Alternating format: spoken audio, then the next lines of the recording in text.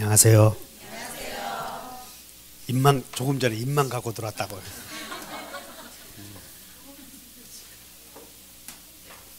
오늘은 용익물권 중에서 자 여러분들 교재는 물권법 마지막 유치권 펴보시죠. 380페이지. 오늘 가는 길은 여기 한번 보시죠. 오늘 가는 길은 여기 물권의 종류 중에 이렇게 물권의 종류는 크게 점유권, 그 다음에 본권. 그럼 본권이다 또는 점유할 권리다 이런 말이 나오면 본권이 무슨 뜻이냐 그러면 다 같이 사교를 지배할 수 있는 권리. 두 번 시작. 그러면 사교가 뭔 얘기야? 사용가치나 교환가치를 지배할 수 있는 권리. 그러면 소유권은 사용가치와 교환가치 한 개만 두 개를 지배할 수 있는 권리. 그 중에 사용가치만 지배할 수 있는 권리를 소유자로부터 인정받은 물건을 용익. 그 다음에 처분해서 교환가치만 지배할 수 있는 권리를 인정받은 물건을 담보. 그러면 담보가 무슨 뜻이냐면 채권 회수 확보 수단, 채권의 회수를 확실하게 보장하는 수단이다. 다 같이 채권 회수 확보 수단으로 타인 소유의 물건을 소유자인 것처럼 팔아서 돈으로 바꿔갈 수 있는 권리. 그렇게 물어보면 얘기해 줘야 돼. 교환가치를 지배할 수 있는 권리를 담보물권이라고 한다. 그 중에 이제 유치권 여기 배울 거야. 유치권.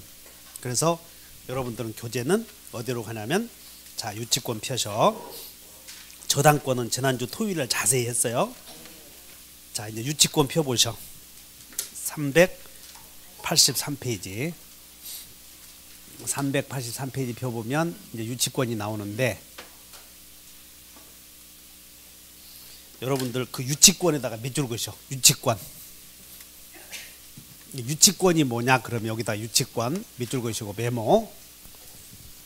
자 여러분들 교재 383페이지 펴보셨어요? 그리고 요약집은 페이지 몇 페이지냐면 71쪽. 요약집은 71쪽. 그래서 자 다시 이제 유치권 배우는데 자, 유치권이 무슨 뜻이냐면 처음 오신 분들 메모오셔. 물건에 들어간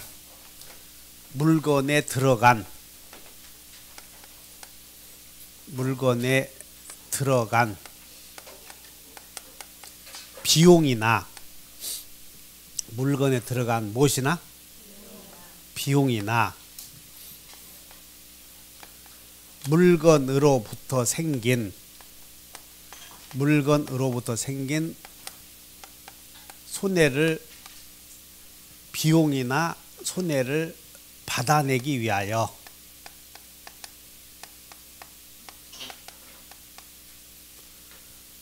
물건에 들어간 비용이나 또 물건으로부터 생긴 손해를 뭐하기 위해서? 받아내기 위해서. 자, 이제 메모.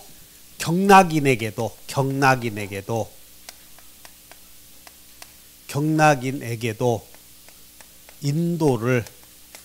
인도를 거부할 수 있는 권리. 누구에게도? 경락인에게도. 그러니까 여러분들 유치권 그러면 이제 물건을 유치한다 그 말은 인도를 거부한다 그런 뜻인데 유치권은 어째서 인도를 거부하냐면 물건에 비용을 발랐다는 거예요. 응? 물건에 들어간 비용. 그 다음에 다 같이 물건에 들어간 비용. 물건으로부터 생긴 손해. 이 공원에 지나가는데 강아지가 내 바지를 찢었다고 생각을 해. 강아지가. 그러면 강아지가 내 바지를 찢었으므로 강아지는 물건이요 사람이요? 물건이다. 강아지 물건 아니라고 생각하시면 안 돼. 그래서 강아지가 내 바지를 찢었을 때 물건으로부터 입은 손해가 생겼죠. 그러면 손해배상 안 해주면 우선 손해배상은 다음 문제 아니야. 그러니까 손해배상 받기 위해서 전화번호 써주고 손해배상 해주시오 해야 되겠어? 걔부터 잡아놔야 되겠어? 그러지. 손해배상은 다음 문제니까. 그래서 강아지를 잡아놓으면 강아지에 대한 권리를 유치권이라고 그래. 그럼 이제 강아지 주인이 걔를 안 찾아가. 그러면 찾아가시오 하지 말고 따라서 경매해서 강아지 경매하는 거예요. 100만 원짜리는 10만 원에 팔아버리는 거야 이게. 그래서 경락인이 나타나겠지? 다시 한다. 유치권은 처분해서 교환같이 지배한다. 이런 생각을 해줘야 돼. 유치권은 강아지를 팔아서 돈으로 받고 간다. 손해 10만 원 입었다면 손해배상을 받아내는 권리다. 이렇게 생각해야 돼. 유치권은 일단 다 같이 물건에 들어간 비용, 물건으로부터 생긴 손해 두 경우밖에 없어. 물건에 들어간 비용이나 물건으로부터 생긴 손해 두 경우밖에 없다고. 그래서 물건 자체에 들어간 비용, 그 다음에 물건 자체로부터 생긴 손해 이렇게 생각하시면 돼. 자, 그러면 이제 유치권이 성립이 되는, 유치권은 어떻게 성립이 되냐면, 자, 여러분들 보충교재는 71페이지 봤더니 보충교재를 봐. 유치권의 성립. 유치권은 성립이 중요하다고. 성립. 그래서 성립을 보면 양가로 1번에 다 같이 타인의 물건에 관하여 생긴 채권의 존재. 그래서 이 관하여 생긴 채권이 무슨 뜻이냐고 해석하는 거다고. 관하여 생긴 채권. 근데 아까 결론은 내려놨어. 관하여 생긴 채권이란 다 같이 들어간 비용. 여러분들이 미용실에서 머리 파마 하잖아. 이런 거 손톱도 깎고 그 손톱 하는데 그 남자들은 쳐다보지도 않아. 그거 그 발라서 그 또 깎을로 먹을 뭐하러 바르는지 모르겠어. 이런 거. 그러면 너는 이놈아 그렇게 공감 능력이 떨어지냐 이렇게 얘기하면 할 말은 없어. 감수성도 부족하고 공감 능력 떨어지고. 근데 남자들은 그거 벌기 위해서 고생하잖아. 이렇게. 지금 여기 계신 분들 있지, 남자분들 나는 자연인이다 하고 싶은 사람들 엄청 많아. 근데 그거 좀 집사람이 좀 더 살아있을 때 좀 더 벌어오라고 그래서 나오신 분 계신다고 이렇게. 근데 그걸 이거 하고 있으면 남자들이 좋아 보여 그거? 그렇지. 여기는 역시 대구댁이 참 알뜰하네. 손톱도 하지 않고 하지도 마라 그런 거. 자연으로 있는 게 이쁘지. 여기다가 무슨 사람도 그려놓고 그러면 저거 그러면 여러분들이 손톱 소지했잖아. 그럼 비용 줘야 될 거 아니야. 그럼 손톱 꽉 잡아놓으면 그게 무슨 권이야? 그게 유치권이야 이게. 아, 이게 유치권이라. 근데 사람을 잡아놓을 수는 없죠. 그래서 결론은 뭐냐면 다 같이 들어간 비용, 생긴 손해. 근데 이 말을 이렇게 표현한다는 거야. 다 같이 물건에 관하여 생긴 채권. 이렇게 표현을 한다는 거야. 관하여 생긴 채권. 그리고 이제 물건에 들어간 비용, 물건으로부터 생긴 손해를 유식한 말로 이렇게 바꾸는 것이야. 이렇게 바꾸는 거라고.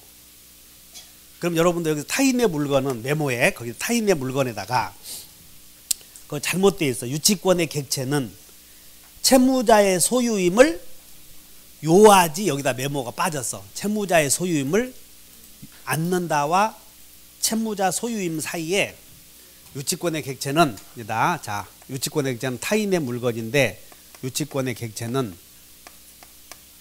채무자의 소유임을 이렇게 해놓고 빠졌으니까 요하지 이렇게 쓰면 돼. 요하지 않는다. 이렇게 꺽쇠. 요한다. 요하지 않는다. 요하지 않는다. 그러니까 유치권의 객체는 꼭 채무자 소유여야 돼. 아니어도 돼. 아니어도 된다. 그런데 더 중요한 것은 메모. 이걸 빠져버렸어요. 타인의 물건은 그럼 유치권의 객체는 메모. 채권자 소유가 아니어야 한다. 이렇게 써야 돼. 메모. 제일 중요한 거. 채무자 소유임을 요한다. 이렇게 써놓고 비교. 유치권의 객체는 채권자 소유임을 요한다. 요하지 않는다.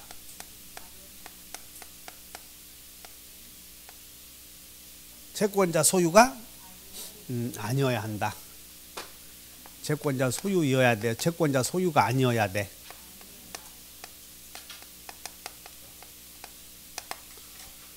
담보한다 그 말은 아까 채권 회수한다 그런 뜻이었죠. 그러니까 유치권의 객체는 타인 소유 물건이야 하고 채권자 소유가 아니어야 한다 그런 뜻이야. 유치권의 객체는 채권자 소유여야 돼. 채권자 소유가 아니어야 해. 그럼 이게 어째서 이런 문제가 나오냐면 갑이 토지 소유자이고 을이 건축업자라고.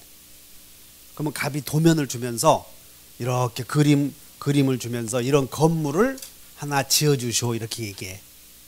그러면 을이 여기다가 벽돌을 하나하나 벽돌을 하나하나 싼다고. 그럼 비용이 들어가 안 들어가? 그럼 나중에 벽돌 싼 비용 인건비 있지? 다시 한번 인건비. 요 비용이 들어갔다고. 그럼 이 비용을 받아내기 위해서 건물 못 넘겨주겠다. 이게 유치권이야. 다시 한번 물건에 들어간 비용. 근데 여기서 일을 시킨 사람을 도급인이라고 하고 일을 맡아서 처리하기로 하는 사람을 수급인이라고 하고 도급인과 수급인 사이에 도급계약을 해. 도급계약을.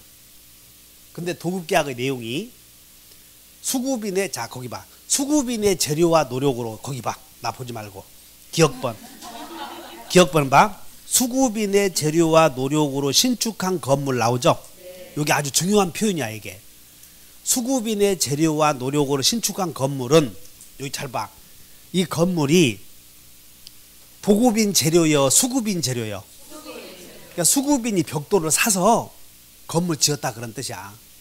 그러니까는 수급인의 여기 표현이 주의해. 다시 한번 수급인의 재료, 노력. 그러니까 수급인이 벽돌을 사서 건물을 지었다 그러면 따른다 수급인의 것. 그러니까 수급인 것이야. 수급인 것. 그러니까 지 것을 유치할 수는 없다. 그래서 그거 중요한 표현이니까 주의하셔. 자, 유치권의 객체는 채권자 소유가 아니어야 한다. 그럼 다시 한다. 수급인의 재료와 노력으로 지은 건물은 도급인 소유다. 수급인 소유다. 그러니까 수급인이 채권자거든 지금. 그러니까 수급인 소유가 아니어야 하므로 이 경우는 유치권이 안 된다. 된다. 안 된다. 이해하셨나? 근데 수급인의 재료와 노력으로 건물을 축조해서 계약서에다가 도급인에게 이전한다를 약정을 했어. 계약서에다가. 요 도급계약에 수급인의 재료와 노력으로 건물을 지어서 도급인에게 넘겨주기로 한다라고 약속했다고. 동의해 무슨 얘기인지? 그러면 그때는 도급인이 원시 취득이야. 그때는. 그래서 유치권 우길 수 있다. 자, 니은번 봐. 니은번. 수급인의 재료와 노력으로 건물을 신축하여 도급인에게 이전한다는 무엇이 있어? 그러니까 기역 니은을 비교하시겠나? 그래서 얼마나 잘 만들어놨냐고 책을. 기역 니은을 비교하라. 자, 다시 한다. 야, 수급인만 나오면 유치권 아니야? 그러면 안 돼. 수급인의 재료와 노력으로 신축한 건물을 도급인에게 이전한다고 약정했다면 그럼 이제 등기해야 도급인 것이야. 등기 없어도 도급인 것이야. 등기 없어도 도급인. 그런 것도 주의하셔야 돼. 등기 없어도 도급인 소유라고. 그럼 수급인은 유치권 주장할 수는 있다. 그래서 유치권의 객체는 채권자 소유가 아니어야 한다. 요즘에 그것이 유행한다고 얘기해. 주의하셔. 그 다음에 이 관하에 생긴 채권은, 자, 관하에 생긴 채권이란 이제 영어 이제 해설이 그래. 채권과 목적물 사이에 다 같이 결령 관계가 있어야 한다. 이런 말이 나와. 결령 관계가. 그러면 결령 관계는 그냥 여러분들 거기다가 결령 관계에다 밑줄 그으시고 이렇게 메모해 버려. 의존 관계. 이렇게 의존 관계 또는 의존 관계 또는 긴밀한 관계 이렇게 써놓으면 돼.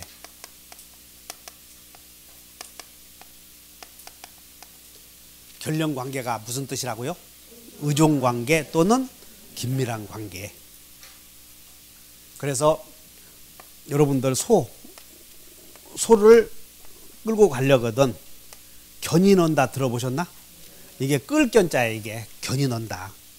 그러면 소를 끌고 가기 위해서는 그 줄을 어디에다 묶어? 코이다 이렇게. 그래서 따라서 뭐다 소와 곱비와의 관계. 이게 결련 관계의 어원이야. 그러니까 소를 끌고 가려거든 곱비에 의존한다 그런 뜻이거든. 그래서 여러분들은 결련 관계가 의존하는구나 이렇게 생각하시면 돼. 그러면 결련 관계가 있어야 될 텐데 결련 관계가 인정되는 경우가 다 같이 목적물 자체로부터 생긴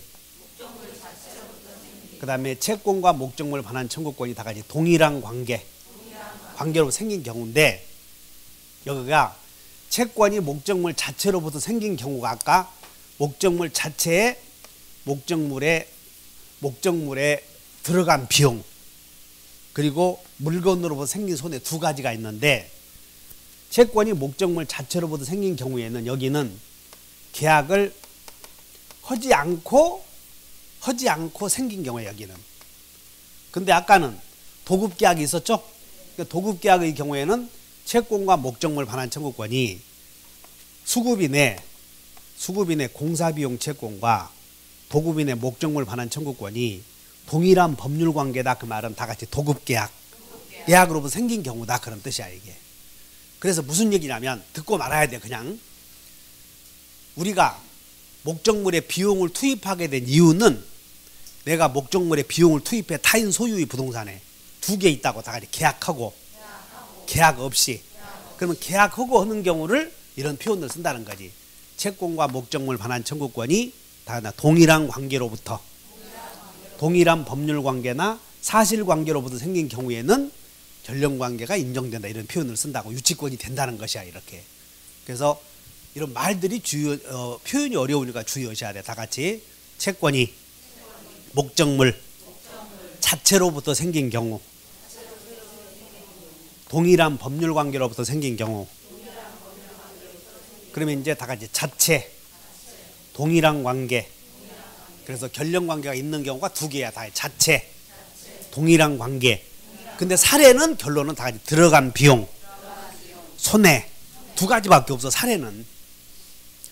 그래서 유치권이 성립되는 사례는 물건에 들어간 비용 물건으로부터 생긴 손해 두 가지밖에 없는데 표현이 이렇게 쓸 표현이다 이런 말이야. 그러니까 이런 표현도 익혀놔야 돼. 다 같이 채권이 목적물 자체로부터 생긴 경우. 그럼 여기서 채권이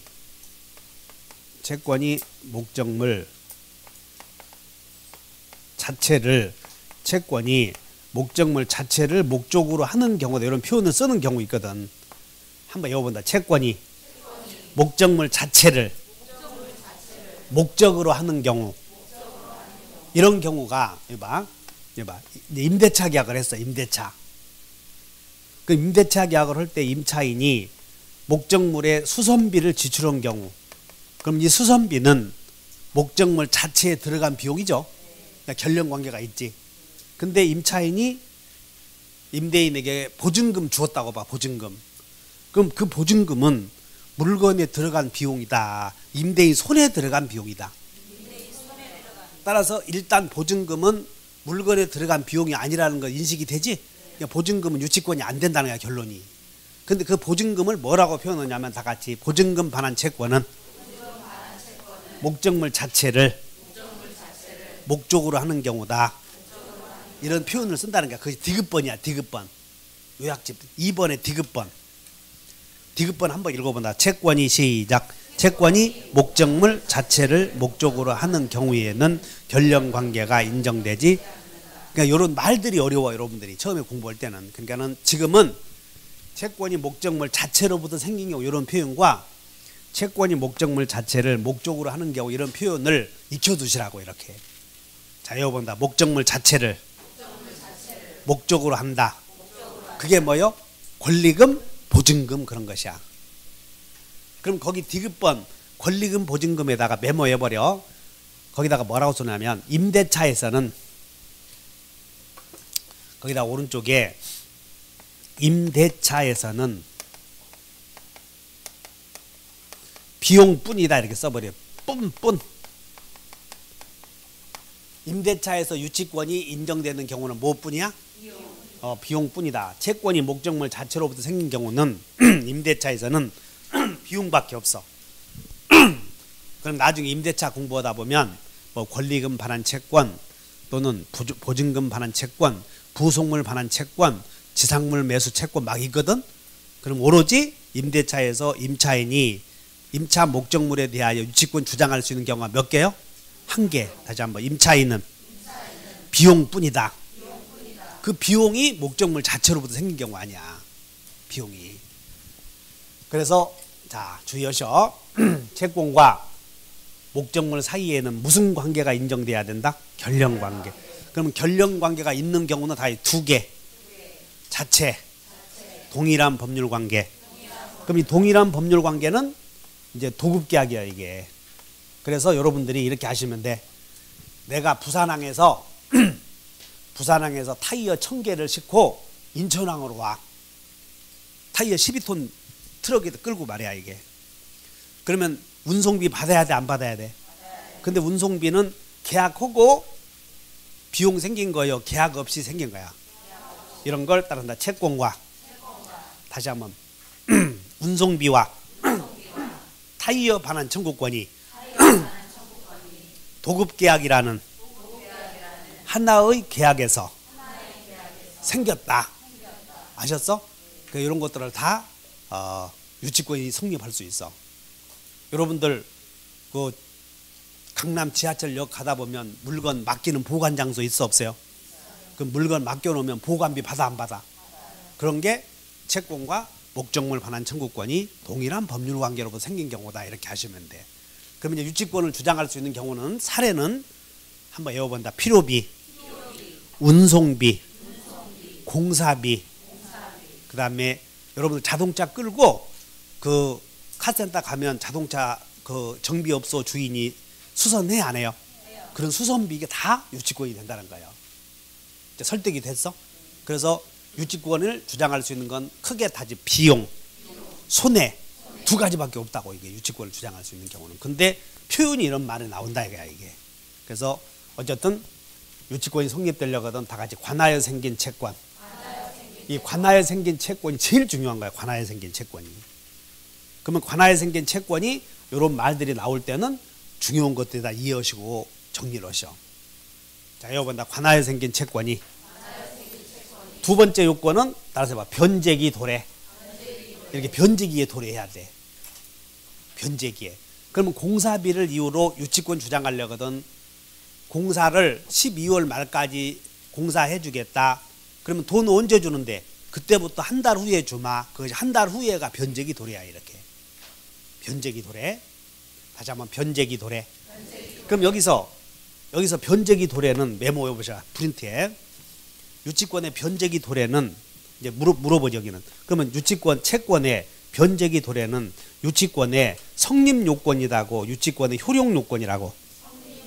지금 성립 요건 배우잖아 이렇게. 그래서 변제기 도래는 밑에 써놨죠. 자, 양가로 2번에 동그라미 1번 보충결의 71페이지. 채권의 변제기 도래는 유치권의 무슨 요건이다? 그러니까 이런 표현을 눈여겨서 보셔. 그리고 지금은 여러분들 문제 안 풀려요. 그거 문제 막 풀리고 그러면 학원 망하니까 안 된다고. 그러니까 그거 문제 안 풀린다고 조급하게 생각 말고 이런 표현을 좀 열심히 외워놔. 그러면 언젠가 문제가 풀리는데, 공인중개사 시험은 이렇게 민법이 이렇게 올라가는 게 아니야. 그래프가 그냥 계속 바닥에 하다가 어느 날 갑자기 쫙 영감이 떠오르면 형광등에 불이 탁 들어오듯 한꺼번에 다 알게 되니까 걱정 마셔 그거. 왜냐하면 사람 성격이 두 가지가 있어. 내가 오늘 일은 오늘 꼭 해놓고 가는 사람과 하지도 않고 결과만 말하는 사람 두 개 있다고. 이렇게. 그러니까 성격이 급한 사람들은 점수 안 나오면 막 조바심 떨고 놈들이 나보다 좀 더 아는 것처럼 보이고. 그러지 마시고 꾹 참고 이런 용어 하나하나씩 해결해가고, 요약집 이거 10번 외우면 10번 정도 외워야 합격하는 거예요. 그거 한 번도 안 보신 분들이 점수 안 나온다고 하면 우리가 뭐라고 그러냐고. 한의원 있지. 여러분들이 한의원 가서 침 5번 먹으면 낫냐 금방? 여기도 가보고 한의원 가니까 안 나. 또 여기도 가보고 여기도 가보고 하다 보니까 어느 구름에서 비 내렸는지 모르게 나잖아. 이런 거 시간이 필요하다고. 이런 게 시간이. 그러니까 여러분 언제까지, 어차피 10월 달까지 시험 보러 갈 테니까 그때까지 이렇게 열심히 하는 거고. 이거 10번 안 읽어본 사람들은 점수 안 나오니까 그렇게 아셔이? 그 10번 봐야 되는 거 자꾸. 그러면 한 번도 안 봤는데 점수 안 나온다고 하면 어떡하라냐고 내가. 그때는 받은 돈이 없으면 그만두라 하고 싶은데. 근데 또 인생이 그것이 아니야. 사람이라는 게 그러지 않았어. 비가 왔을 때 나무가 쓰러지면 이거 세워주잖아. 이거 세워주고 여기다가 강목 받쳐서 다시 오고 한 그루에 나무를 키우기도 그렇게 쉽지 않은데 하물며 인간을 이렇게 성장시키는데 그 과정이 결코 만만치 않다고. 그럼 여러분들은 여기 오신 초등학생과 똑같은 거예요. 이게 9살 먹을 때까지 기다리시고 그냥 꾹 참고 있어. 그러면 야, 내 절대 너한테 안 속는다. 우리는 이 순간에도 누구에게가 속고 살잖아. 시간에 속고 살고 이 순간에도. 그래서 학원 와서 속으면, 교회 가서 속으면 천당 가고, 학원 와서 속으면 그러지 자격증 취득하잖아. 이런 게. 그러니까는 문제는 뭐냐면 너무 조급하게 생각 마셔. 그러니까 조급하게 생각 마셔 했을 때, 야, 우리 여러분들이 그 교육팀장 1차만 열심히 하시오 이렇게 얘기하는 이유도 1차도 안 됐으면서 2차 하니까 그러는 거예요. 1차도 하시면서 2차도 하시되 1차를 중심으로 하시라 그런 얘기고, 이거 적어도 5번은 보면 50점 나오는 거예요. 5번 보면 50점 나오면 괜찮아. 그때 그러면 그 시간이 5월 달까지만 50점 나와도 합격한다고. 민법이 3, 4, 5, 6, 6월 달까지만 6월 달까지만 이걸 여러 번 보고 하면 합격해. 이거 다른데 이거 5월 달에 나와. 이거 요약집 다른데 가면. 그래서 이 요약집이 여러분들이 공부하도록 참 좋게 만들었다고. 이런 것들이 교재보다. 그래서 야, 너 어째 또 교재는 안 보고 이거 보냐. 교재 볼 때도 본다고 또 교재 안 본다고 뭐라고 하니까 밑줄이라도 그거 갈 때가 염려 마셔. 그래서 중심적으로 이해하시니까. 제 말 이해하셨어요? 이거 요약집 몇 번 보면 돼. 적어도 5번 보면, 한 번 보는데 10점씩 올라. 한 번 보는데 5번 보면 70점 맞으니까 걱정 마시고, 그때까지 시간이 좀 필요하다 아셔야 돼.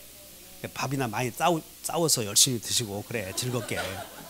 그리고 대신 남들에게 이렇게 싫은 얘기 하면 안 된다고. 이런 것들이 그냥 남을 신경 쓰지 말어. 남자하고 밥을 먹든 여자하고 밥을 먹든 신경 쓰지 마시라고. 다시 한번 변제기 도래.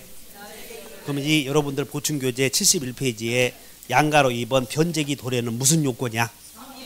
성립요건. 그 다음에 변제기 도래해야 되고, 이게 이제 이렇게 되는 거예요. 지금 순서대로 한번. 여기 갑이 자동차를 끌고 와서 을에게 수선을 의뢰해. 지금. 그럼 수선을 의뢰하면 이 을이 자동차를 수선을 해서 여기서 수선비가 나올 거 아니야. 지금 그 과정을 설명하고 있다고 지금. 그래서 일단 수선을 의뢰하면 수선비는 물건 자체로부터 생겼지. 그래서 물건 자체로 생겼고, 그 다음에 수선비 주기로 한 날 이 유치권 주장함으로 변제기 도래해야 되고, 수선을 했는데 자동차 훔쳐와서 수선하면 안 된다는 거예요. 불법으로 막 끌고 와서 수선하면 안 돼. 그래서 다 같이 점유가 적법해야 된다. 그럼 여기서 이 점유 나오면, 우리 물권법 시간에 점유 나오면 다 같이 직접 점유, 간접 점유. 그래서 유치권자의 점유는 직접 점유, 간접 점유 묻지? 이거 배웠잖아. 간접 점유도 점유 아니요? 이렇게 생각하면 되는 거예요. 유치권자의 점유는 꼭 직접 점유여야 하는 것은 아니고 간접 점유라도 무방하다. 근데 문제가 갑이 자동차 수선을 의뢰했다고. 그러면 이 사람이 수급인이고 이 사람이 도급이냐 이게. 그러면 자동차 수선이 마치면 수선비를 줄 때까지 자동차 못 주겠다 이렇게 유치할 텐데, 갑이 다시 자동차 나에게 빌려주시오 할 수도 있어. 이렇게. 그러면 자동차를 빌려주면 채권자가 간접 점유자가 되고 채무자가 직접 점유자가 되죠. 그 유치권이라고 하는 특성은 채무자의 수중에서 물건을 빼앗아서 채무자로부터 채무 이행을 심리적으로 압박하는 제도인데, 채무자 수중에 다시 자동차가 들어간다면 돈 언제 갚을지 모르잖아. 이런 게. 그래서 간접 점유라도 무방하지만, 자, 여기보다 채무자를 직접 점유자로 하여 채권자가 간접 점유할 때는 유치권도 아니다. 그 말이에요. 이게. 그런 표현을 외워놔. 자, 양가로 3번에 동그라미 2번을 봐. 그 표현을 외워둬야 돼. 다 같이 채무자를 직접 점유자로 한 채권자의 간접 점유 시에는 유치권이요. 유치권도 아니야. 유치권도 아니다. 그래서 이런 표현들을 좀 외워놔야 돼.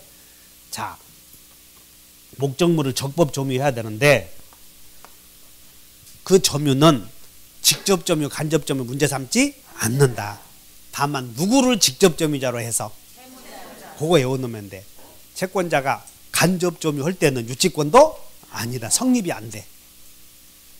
동의해?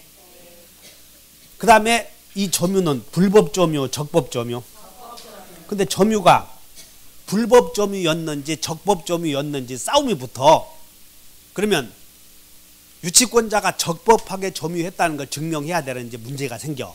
그래서 우리는 점유 배울 때 뭘 배웠냐면 다 같이 육개점은 추정된다. 생각나? 육개장이요, 육개점이요.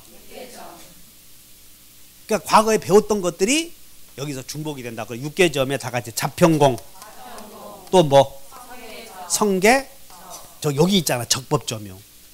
다시 한번 적법 점유는 추정된다. 그래서 지금 이 을이 자동차 수선을 마쳤을 때 이 수선비를 받아내기 위해서 지금 점유하고 있을 때 이 을의 점유는 불법 점유인지 적법 점유인지 문제가 되면 불법 점유로 인정해줘. 적법 점유로 인정해줘. 그래요 이게. 그래서 거기 읽어본다. 자, 3번에 양가로 3번 동그라미 4번을 봐. 다 같이 유치권자의 점유는 적법 점유로 추정된다. 거기다 밑줄 것이야. 적법 점유로 추정된다에다 밑줄 것이고 적법 점유로 추정된다. 무슨 점유로 추정된다? 적법 점유로 추정되는 밑줄 것이고 육개장이요, 육개점이요.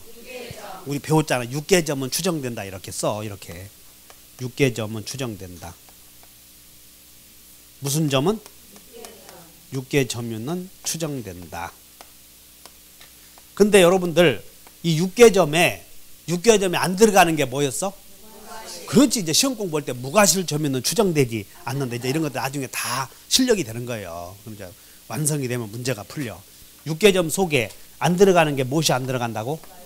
무과실. 그 다음에 마지막으로 유치권 배제 특약이 없어야 돼. 그러면 유치권에 관한 규정은 임의규정이야. 임의규정. 그래서 특약이 있으면 유치권 인정되지 않는다. 마지막으로 4번 봐. 4번에 동그라미 1번. 유치권 배제 특약은 유효 무효?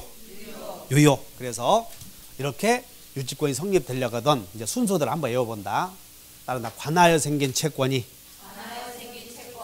변제기에 도래하여 적법 점유하고 유치권 배제 특약이 없으면 유치권이 성립된다. 이렇게 되어 있어. 책은 자 이제 한번 보자. 여러분들 책에 384페이지에 여러분들 교재 384페이지에 자 320조 한번 읽어본다. 조문 384페이지에 타인의 물건 시작. 타인의 물건 또는 유가증권을 점유한 자는 그 물건의 유가증권에 관하여 생긴 채권이 변제기에 있는 경우에는 변제를 받을 때까지 그 물건을 유가증권을 유치할 권리가 있다. 이양 전항의 규정은 점유가 불법행위로 인한 경우에는 적용하지 않는다. 그러면 점유가 불법 점유해야 돼? 적법 점유해야 돼? 그래. 근데 적법 점유인지 불법 점유인지 문제가 생길 수 있지? 그래서 점유는 적법 점유로 추정된다. 다시 1항을 봐. 첫째, 타인의 물건 속에 이제 듣고 봐라. 타인의 물건은 채권자 소유임을 채권자 소유가 아니어야 한다. 이렇게 기억해야 돼 이게. 그 다음에 유가증권을 점유한 자, 다 같이 점유한 자. 이 점유는 꼭 직접 점유해야 한다. 간접 점유라도 무방하다. 그래. 그런데 잘 들어야 돼. 정신 바짝 차려서 부모님들이 돈 들여서 여기 보내면 다음에 해야지 하는 순간 안 된다고 해서 젊은 애들 특히. 그러면 이 점유는 적법 점유해야 되고 불법 점유가 아니어야 하는데 거기서 채무자를 직접 점유자로 해서 채권자가 간접 점유하는 경우에는 성립하지 않는다. 그런 조문을 딱 보고 해석 능력이 떠올라야 된다고 쫙 보면서 자 그 다음에 관하에 생긴 채권, 다 같이 관하에 생긴 채권. 그러면 관하에 생긴 채권이란 관련되어서 생긴 채권인데, 관하에 생긴 채권은 사례로 나오면 다 같이 비용, 손해 두 가지밖에 없다고 생각해야 돼. 비용과 손해가 관하에 생긴 채권이다 이렇게. 그리고 이것을 학문적으로는 다 같이 결령관계가 인정된다. 그러면 결령관계가 인정되는 경우에 사례로 나오면 비용과 손해, 그 다음에 법 이론으로 나오면 다 같이 목적물 자체로부터 생긴 경우, 동일한 법률 관계로부터 생긴 경우, 이런 말들을 이렇게 익혀둬야 된다는 거예요. 이렇게 동일한 법률 관계로부터 생긴 경우 이렇게. 그 다음에 변제기에 있다. 그러면 자, 채권의 변제기 도래는 성립 요건이다, 효력 요건이다. 성립 요건이 이렇게 기억을 하니까 같이. 다시 한다. 여러분들 금방 배웠는데 조문을 보고 아무것도 생각이 안 나면 인생이 틀렸다고 그거. 그 대부분 99%는 말똥말똥 잘하는데 한 몇 사람들이 이게 이 고개가 누에 고개야. 누에 고개. 누에 아셔? 누에 먹는 고개들은 고개 갸우갸우 흔들면서 모르는 표정 짓지 마시고 정신 바짝 차리라고. 그러면 그 조문을 딱 읽었을 때 그런 말들이 금방 배웠던 것들이 떠올라야 되는데 안 떠오르면 어떻게 해야 되냐면 빨리 지금까지 배웠던 동영상을 보고 여러분 다시 그림을 그려서 이런 내용들 떠올리셔야 돼. 그냥 공부라고 하는 것은 일단 내용을 봤을 때는 어떤 그림을 보면 쭉 떠올려야 된다고. 이게 기승전결이 이렇게. 그리고 그런 연습을 자꾸 하면 언젠가 공부가 잘 돼. 그렇게 이해하셔야 돼. 따라한다. 유치권의 성립. 그러면 이제 385페이지에 또 봐. 양가로 이번에 무슨 관계? 그래, 결령관계가 있는 경우가 몇 개예요? 결령관계는 2개. 거기다 결령관계 밑줄 긋고 2개가 있어. 2개. 결령관계는 몇 개? 2개인데 2가지인데 그것이 동그라미 쳐봐. 1번 기억번에 목적물 자체 나오지? 자자 동그라미 쳐. 자체 여기 나오잖아. 목적물 자체에다가 자 동그라미 쳐놓고 그다음 한 장 넘겨. 니은번이 이제 채권과 목적물 반환 청구권이 동일한 법률 관계 나오나? 동그라미 쳐. 이제 동. 그러면 이제 이렇게 내가 그랬지. 우리 시험은 다음 중 유치권이 성립되는 것을 골라라. 그러면 사례를 물어보면 2개밖에 없어. 다 비용, 손해. 그러니까 사례로 나오면 비용과 손해를 떠올려야 되고, 이론으로 나오면 목적물 자체로부터 생긴 경우다. 이런 말 떠올려야 돼. 그럼 목적물 자체로부터 생긴 경우가 다 같이 들어간 비용, 물건 때문에 생긴 손해, 그 다음에 도급계약에서 생긴 운송비, 치료비, 이런 것들이 다 비용이라고 해요. 개 치료비. 개 갖다가 동물에다 맡겼다고 치료비, 이런 것들이 다 유치권이다. 이렇게 아셔야 돼. 그래서 결령관계가 있는 경우고, 동그라미 2번 봐. 채권과 목적물의 386페이지에 채권과 목적물의 점유와의 결령관계 나오지? 점유와를 가로를 내. 이제 이런 것들이 채권과 목적물 사이에는 결령관계가 있어야 되는데, 이제 여기서 유치권 이런 말들이 조금 어려워. 채권과 목적물 사이야, 목적물의 점유와의 사이야? 점유와의 사이에는 결령관계가 인정되지 않는다. 이제 이 말이 어려워. 여기 봐. 채권과 목적물 사이에는 결령관계 있어야 돼, 없어야 돼? 근데 채권과 목적물 사이여 점유와의야? 이런 말들이 조금만 주의하셔봐. 다시 한번. 채권과 목적물의 말을 해야 돼. 좀 알아들어. 공부 못한 사람들 한 개도 생각 안 나고 갈 때는 우울한 표정 짓고 간다고. 다 같이. 목적물 사이에, 목적물의 점유와의 사이에. 네 혼자 해봐. 이제 금방 했던 거 다시 한번. 채권과 목적물 사이의 결령관계, 채권과 목적물의 점유와의 사이에. 구별하시겠어? 말이. 그러면 그것이 구별이 안 되면 눈으로 보면 구별이 안 돼요, 여러분들이. 근데 입으로 하다 보면 이런 머리가 순간 미안할 때가 온다고. 이게 그래서 이게 구별이 돼. 근데 이 말이 뭐냐면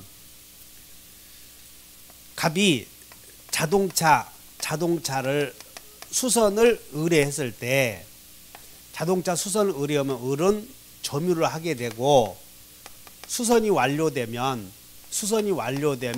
수선비가 생기는데 여기는 채권이 먼저 수선비가 먼저 생긴 거요. 먼저 점유하고 채권 생긴 거요.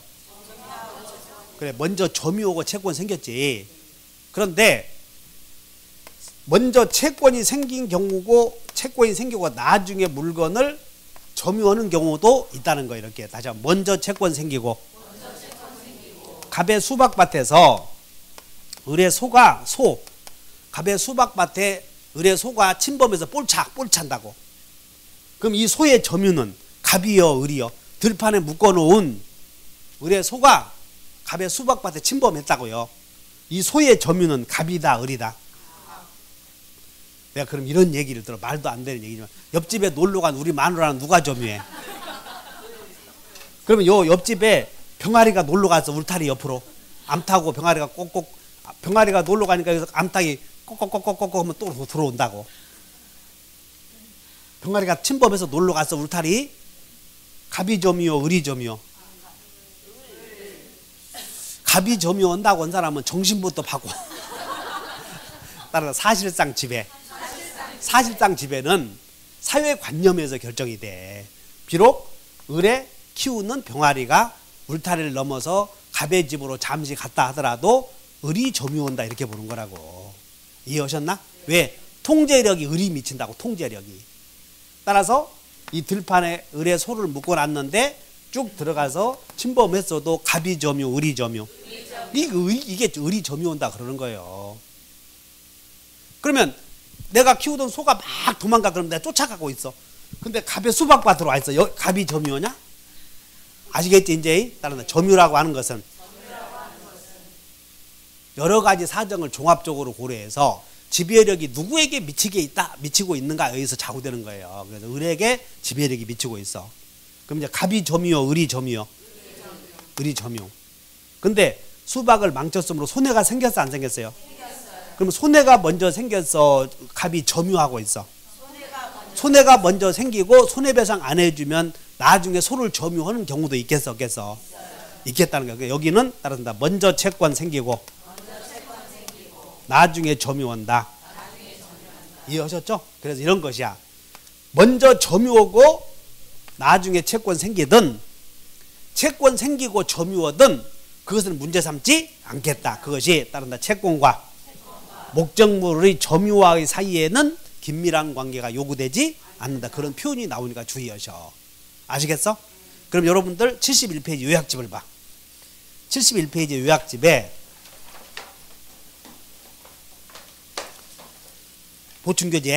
보충교재에 위에서 양가로 1번에 동그라미 2번에 디귿번을 봐.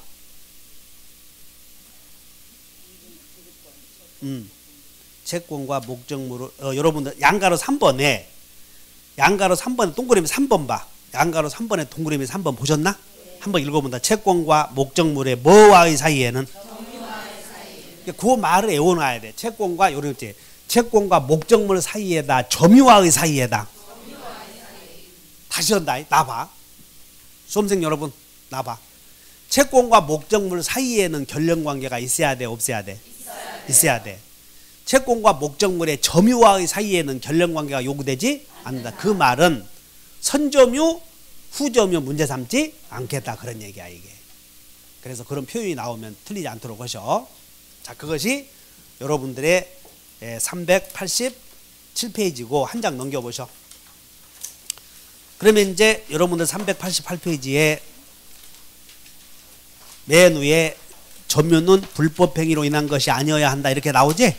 근데 그것은 아까 나간다. 불법 점유가 아니어야 한다. 그럼 점유가 적법 점유냐 불법 점유냐 문제될 때는 불법 점유로 추정돼 적법 점유로 추정돼? 그래 적법 점유. 그래서 200조에 점유자가 점유물에 대하여 행사하는 권리는 적법하게 보유한 것으로 추정된다는 규정이 있었고 그 규정은 등기로 공시되는 부동산은 적용되지 않아. 근데 유치권은 등기로 공시가돼 점유로 공시해. 그래서 유치권에는 점유자에게 적법하게 유치권을 갖게 된 것으로 추정된다는 거예요. 이렇게. 그리고 여러분들 교재 자 양가로 5번 388페이지 양가로 5번 봤더니 유치권 배제 특약이 있어야 돼 없어야 돼? 없어야 돼. 그럼 여기 봐. 갑이 자동차 수선을 의뢰했는데 을이 점유하게 되고 수선이 완료했어. 그럼 수선비가 얼마냐면 50만 원이야. 그러면 도급인이 수선비 50만 원 줄 때까지 자동차 못 주겠다. 을이 유치권자라고. 성립이 되었어. 근데 갑이 수선비 얼마요? 그랬더니 곧 낼 것 같이 수선비 얼마냐고 물어보는 거예요. 그러면 을이 생각하기에는 아 지금 주는 값다 생각하지. 아 이 사람은 50만 원이요? 그러니까는 내 수선비 다음에 갖다 주겠네. 갑이 다음에 갖다 주겠다고 그래.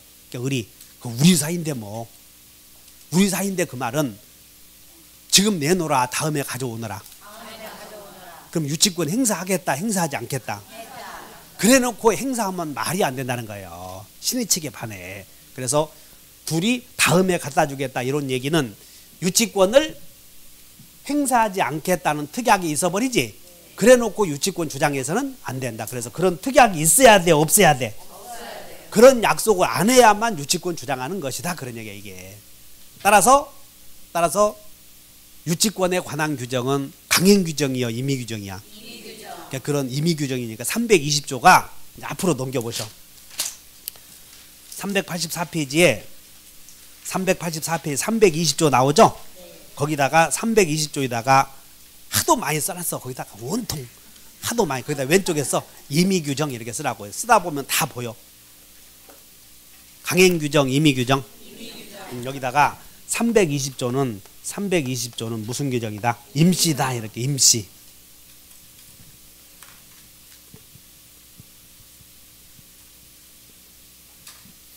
그러면 이제 여러분들이 유치권이 인정된다 인정되지 않는다 나오면 저 385페이지를 펴보셔. 385페이지 밑에 핵심 불이 반짝반짝 들어올 핵심이 보여. 우측 하단에 유치권이 인정되지 않는 경우 나오지. 그럼 인정되는 경우는 뭐라고 그랬어? 사례가 인정되는 경우가 인정이다 동그라미 쳐봐. 인정. 유치권이 인정되는 경우가 뭐라고 그랬어? 요거밖에 없어. 비용 손해. 다시 한번 인정된다. 뭐밖에? 비용 손해 요거밖에 없다고. 그러니까 나머지는 다 안 되는 거라고. 이렇게 어디 임차 보증금 채권 돼 안 돼? 안 돼. 2번 권리금 반환 채권 안 되지? 3번 매매대금 채권 돼 안 돼? 그 다음에 4번 봐. 4번 임대인의 의무 위반으로 인한 손해배상 채권이지. 그 손해배상은 물건으로부터 생겼어 임대인으로부터 생겼어? 그러니까 물건으로부터 생긴 게 아니잖아 이런 거. 그래서 안 된다는 거. 손해배상 채권도 요걸 잘 봐야 돼. 물건으로부터 생긴 손해. 사람으로부터 생긴 손해에다가 사람 잡아놓을 수는 없잖아 그거. 그래서 안 된다는 거. 물건으로부터 생긴 손해라도. 그 다음에 5번에 지상물 부속물 매수를 위한 대금 채권 나오지. 그러니까 읽어보면 비용이냐 손해냐 그 구별할 수 있어요 여러분들이. 초등학교만 나와도 비용인지 아닌지 다 들어간다고 이런 것들이. 자, 한 장 넘겨요. 이렇게 해서 유치권이 성립되는 과정을 싹 배웠어. 머릿속에 한번 외워본다. 타인의 물건에 관하여 생긴 채권의 존재, 변제기 도래, 적법 점유, 특약의 부존재. 그리고 여러분들이 살을 더 붙여 거기다가. 그래서 머릿속에 성립 요건이 제일 중요해. 유치권은 성립 요건이 제일 중요하다고. 그래서 자 이제 갑이 을에게 갑과 을 사이에 도급계약을 해서 도급계약에 의해서 을이 여기다가 건물을 지었어. 비용은 누구 비용으로? 갑의 재료와 비용으로. 따라서 을은 노무만 제공한 거라고. 여기다 벽돌 하나하나 쌓는데 노무 제공. 그러면 도급인이 인건비를 안 주면 을은 목적물을 유치할 수 있어 이제. 그럼 이제 따라서 유치권이 성립되었다. 그럼 이제 유치권은 이제 성립이 되면 이거 올해는 이번 주에는 어떻게 유치권자는 채권 회수하느냐 이것만 보고 가자고. 그래서 유치권자는 이 을이 유치권자인데 채무자가 인건비 20억을 안 주면 이 사람은 목적물을 유치를 해. 유치한다 이 말은 못 넘겨주기도 한다고 이렇게. 그래서 여러분 유치하는 방법은 열쇠 같은 거 다 채워버리면 돼. 앞에 열쇠 다 채워놓고 그리고 무슨 요즘에 삼성 이런 거 있잖아. 그 SM인가 이런 거 S1. 그런다가 다 맡겨놓고 열쇠 다 잠궈놓고 또는 그것도 위험하면 앞에다가 컨테이너다 갖다 놓고 하고 또 그것도 불안하면 접근 금지. 그래놓고 대죽창에다가 여기다 이마에다가 탁 현수막 딱 걸어놓고 그런다고 이런 게 못 들어오게. 그래서 목적물을 이제 점유하고 있는데 갑이 돈을 안 주면 유치권자는 따른다. 경매를 통해서 이제 돈을 받아갈 수 있는데 유치권자는 목적물에 대하여 등기를 하지 않기 때문에 유치권자는 언제 목적물에 비용을 투입했는지 알 수가 없어. 그래서 여러분들 유치권자는 족보가 없다. 그래서 경매를 하더라도 배당에 참여하면 여기에 저당권자가 있을 수 있으면 없음. 등기되어 있는 족보 있는 우선 변제권자들이 있다고. 족보 있는. 그럼 족보 있는 우선 변제권자들이 족보가 없는 유치권자가 오면 기분이 안 좋잖아. 그래서 유치권자는 경매를 하더라도 배당에 참여할 수는 없어. 배당에는. 그래서 경락인이 돈 여기 가져왔습니다 할 때까지 유치하는 거예요. 그래서 아까 써놓은 게 다른 유치권자는 목적물에 들어간 비용 받을 때까지 경락인에게도 못 넘겨주겠다 거부할 수 있어. 그러니까 유치권의 본질은 오로지 돈 받을 때까지 목적물을 내가 붙잡고 있어야 돼. 그럼 누군가가 돈 주지? 그러면 넘겨주면 된다고. 그럼 여기서 문제가 유치권자가 목적물을 경매했더니 이 목적물을 B가 경락을 받았어. 경락. 그럼 B가 이제 경락대금을 납부했지 법원에.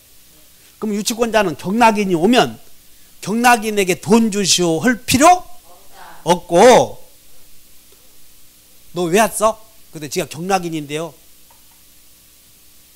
20억 가져와야 돼 누구든지 이렇게만 얘기하는 거지 경락인에게 싸울 필요 하나도 없다고. 그래서 경락인에게 돈 가져오시오 하면 돼 안 돼? 안 돼. 그러니까 유치권자는 경락인에게도 대항한다고. 아셨나? 유치권자는 경락인에게 돈 가져오시오 할 수 없어. 다시 해. 유치권자는 경매를 통해서 팔아. 처분 한다고. 근데 유치권자가 목적물을 파는 이유는 배당에 참여하기 위해서 경락인이 돈을 주면 바꾸기 위해서. 경락인에게 갚아라 말을 할 수는 없고 경락인 네가 목적물을 인도받아서 점유하려거든 비용을 내놔야 돼 이렇게. 그렇다고 경락인은 채무자가 아니기 때문에 경락인에게 돈 갚으시오 할 수는 없어. 채무자는 갑이야 갑.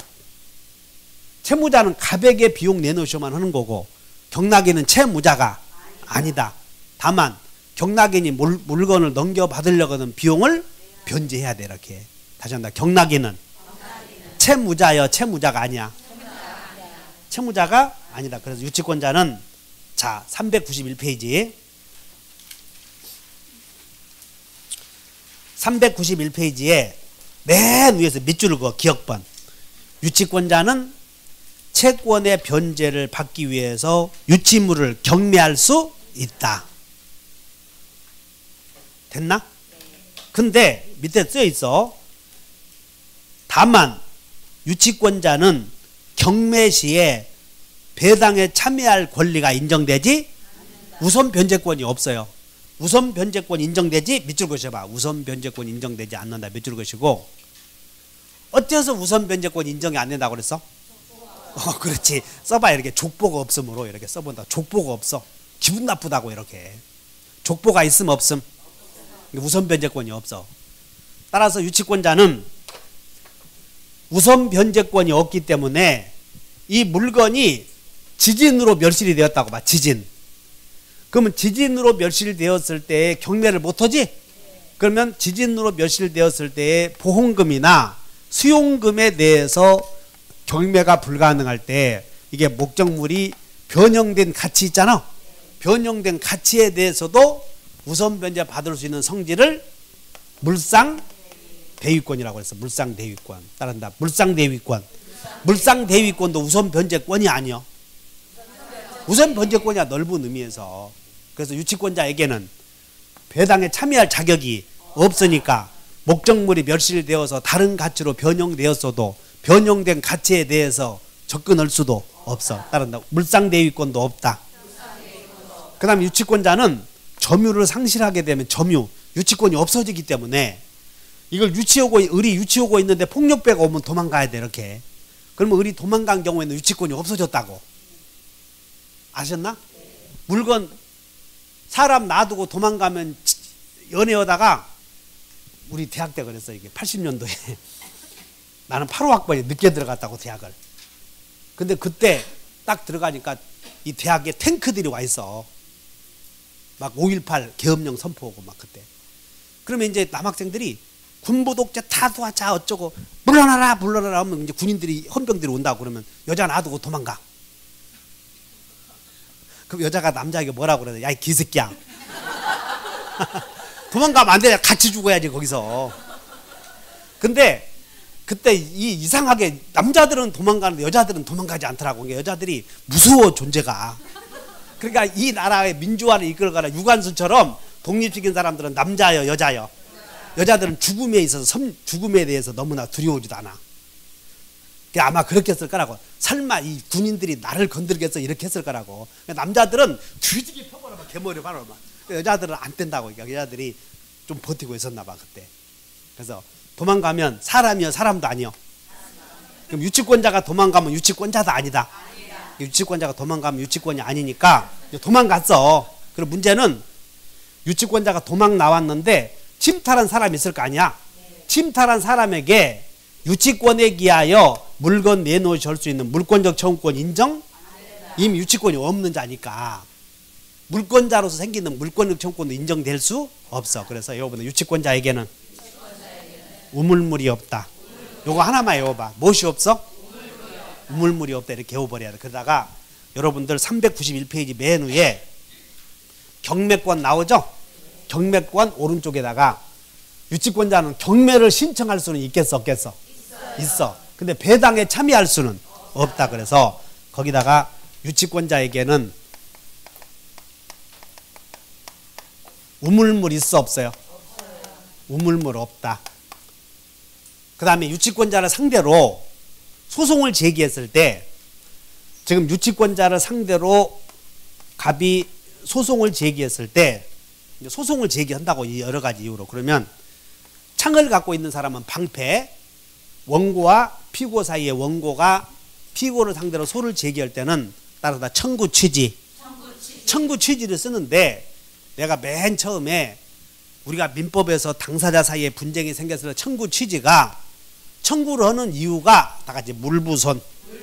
세 개밖에 없다고 해서 물권적 청구권, 부당이득 청구권, 손해배상 청구권 3개 있어. 그러면 피고는 방패가 있는데 원고의 청구에 대하여 이것을 따른다. 부정한다.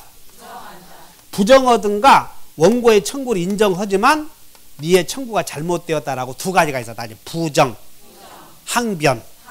이렇게 두 가지가 있다고. 이제 피고가 원고의 청구에 대하여 방패를 가지고 대항하는 방법이 따라서 부인한다. 네가 무슨 권리로 물건 내놓으라고 하느냐, 너는 그 권리가 전혀 없다. 부인하든가 아니면 네가 소유권이 있다는 것을 인정하되 내가 유치권이 있으니까 못 내놓겠다 이런 걸 부인하는 거요, 항변하는 거요. 피고가 주장할 수 있는 거 따른다. 부인, 항변. 이 두 가지가 있어. 그럼 앞으로 항변한다, 부인한다 이런 말들이 자주 나온다고 이렇게. 그러면 자, 원고의 청구에 대하여 피고는 부인하겠어, 항변하겠어? 항변해. 내가 유치권자다. 네가 소유권이 있는 줄 인정한다. 그러나 내가 유치권자니까 못 넘겨주겠다. 이게 부인해, 항변해? 원고의 청구를 인정해. 그러나 인정하되 다음과 같은 취지로 못 넘겨주겠다. 이거 항변이라고 그래. 그러면 항변하면 항변 오면 판사는 원고 패소 판결을 하지 않고 네 채무와 네 채무는 상환하다 이런 판결을 내려. 그래서 패소다, 패소는 없다. 패소는 없다 이렇게 오면 돼. 소송상 제기했을 때. 자, 그래서 여러분들 책에 몇 페이지로 가냐면 유치권자가 소송을 제기했을 때, 자, 390페이지를 피해. 390페이지에 밑에서 니은번에 재판상 행사 보이나? 네. 재판상 행사에다가 뭐라고 써냐면 패소 없다 이렇게 써버려. 패소 없다. 재판상 행사에다가, 자, 그 니은번 본다. 하나, 둘, 셋, 넷, 다섯째 줄을 봐. 법원은 유치권의 항변이라고 하는 말에 나오지? 네. 항변이 인정되는 경우에는 밑줄 그으셔. 패소 판결할 것이 아니라. 그래서 그런 말만 외워놔. 패소다, 패소는 없다. 패소는 없다 이렇게. 유치권자나 원고에게는 패소요, 패소는 없어. 패소 판결하지 않는다 이렇게 외워. 소송상. 그 다음에 마지막으로 유치권의 행사는 채권의 가는 세월을 막을 수가 없다 이런 말이 나와. 그래서 여러분들 자 393페이지에 가서 393페이지에 326조를 보셔. 326조. 유치권의 행사 나오나? 네. 유치권의 행사 그 다음에 채권 나오지? 네. 그래서 유치권의 행사에다 몇 줄 그으셔봐. 유치권의 행사에다 몇 줄 그으시고 유치권의 행사는 이렇게 메모오셔. 해놓고 유치권의 행사에다 메모오시고 채권 행사 아니면 이렇게 써보셔. 유치권의 행사는 채권 행사요 아니요? 아니야. 그러면 채권은 몇 년간 행사하지 않으면 소멸한다고 그랬어? 10년간 행사하지 않으면 소멸하는 거지. 그래서 자 도급계약을 체결했고 을이 여기서 유치를 하고 있는데 유치권 주장하고 있고 을의 갑에 대한 공사비용 채권은 10년이라고 10년. 그러면 이 을이 목적물을 유치하고 있으면 유치하는 것은 을의 갑에 대한 비용상환 채권 행사요, 채권 행사가 아니요. 유치권과 채권은 별개라는 거예요. 돈 받으려고 경매를 준비하고 있는 거지 유치하고 있다고 해서 채권 행사는 아니다. 그러므로 이 채권은 10년간 지나면 소멸해버리는 것이고 10년간 유치하고 있다고 해서 채권이 소멸하지 않는 것은 아니다. 그래서 여러분들 유치권의 행사는 채권에 가는 세월을 막을 수 없다. 아셨나? 채권에 가는 세월을 막을 수 없다. 그래서 유치권은 자 여러분들 유치권자는 우물물 없다. 패소 없다. 막을 수 없다. 이렇게 네 가지를 외워버려. 다시 해. 유치권은 무엇이 없어? 이게 이제 시험에 맨날 나오는 거라고. 우물물 없다. 또 패소다. 패소는 없다. 패소 없다. 그 다음에 채권에 가는 세월을 막을 수 없다. 외워본다. 막을 수 없다. 외워본다. 우물물 없다. 패소 없다. 채권에 가는 세월을 막을 수 없다. 이렇게 외워놓고 가자고. 이번 달에는 다시 한다. 우물물 없다. 또 무엇이 없어? 또 뭣도 없고 막을 수 없다. 채권에 가는 세월을 막을 수 없다. 이해하셨어요? 72페이지를 봐. 요약집 이제 마지막으로 한번 읽어보자. 72페이지 갔더니 72페이지 3번에 1번 3번에 1번 본다. 자, 유치권의 행사는 채권의 소멸시효의 진행에 영향을 준다 주지 않는다. 그러니까 아까 1번이 채권에 가는 세월을 막을 수 없다 그런 뜻이야. 막을 수 없다. 이해하셔? 8번 봐. 8번 유치권자에게는 우선 변제권이 없고 물상대위권이 없고 경락인에게 변제를 청구할 수도 없다. 11번 소송상 유치권 주장 시 법원은 패소 판결을 한다. 상환 판결을 한다. 패소는 없다고 그래서 패소 판결 없다. 자, 4번에 1번 점유가 상실되면 유치권은 소멸한다. 그러므로 오른쪽에 유치권의 기한, 유치물 반환 청구권은 인정되지 않는다. 외워본다. 우물물이 없고 패소 없고 막을 수 없고. 이번 달에 이렇게만 하자고요. 자, 쉬었다가 계약법 들어갑니다.